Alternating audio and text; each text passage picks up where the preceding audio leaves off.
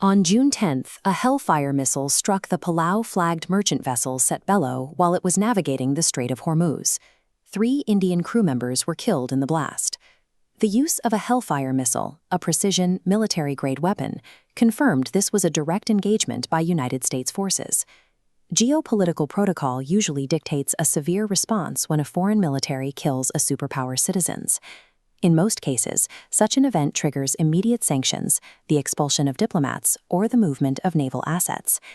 Instead, the Indian government's official protest was remarkably constrained. Foreign Minister S. Jaishankar's office issued a statement describing the loss of 3 Indian mariners as not justified. For an emerging power, accepting the killing of its citizens with only a mild diplomatic note points to a structural pressure that prevents a more forceful defense of its people. Washington did not respond to the Indian protest with a de-escalation. Instead, it doubled down on its right to control the waterway.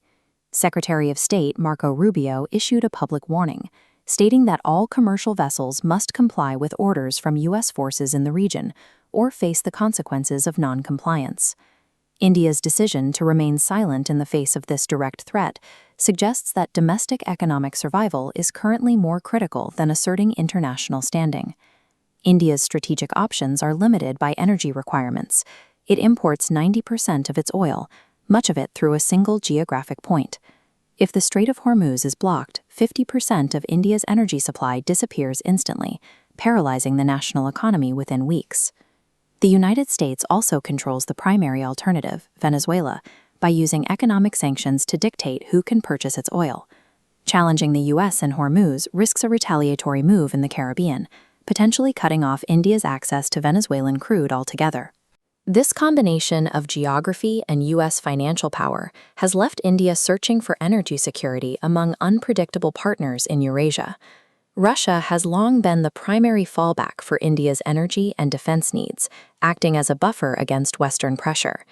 However, the ongoing war in Ukraine has strained Moscow's economy and limited its ability to act as an independent global power. This has created a new risk. Russia is now increasingly dependent on China for its financial survival.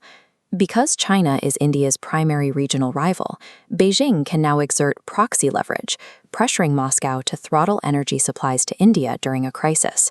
This gives Beijing the ability to use India's energy security as a bargaining chip to settle border disputes on its own terms.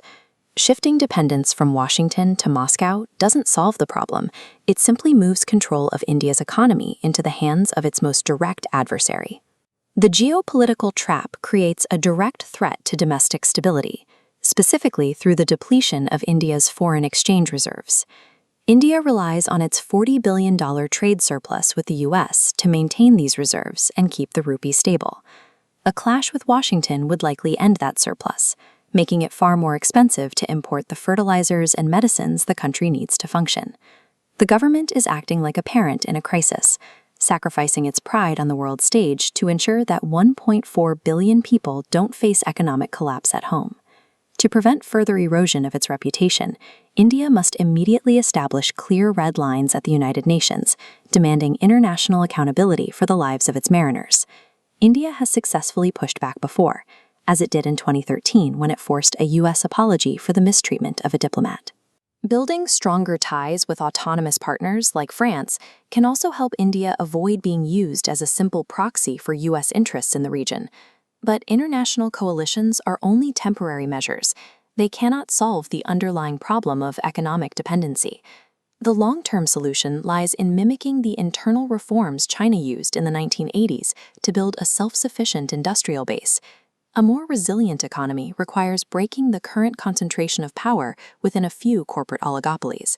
By opening these critical sectors to wider private competition, India can build the diverse and agile industrial base needed to develop its own energy and maritime technologies.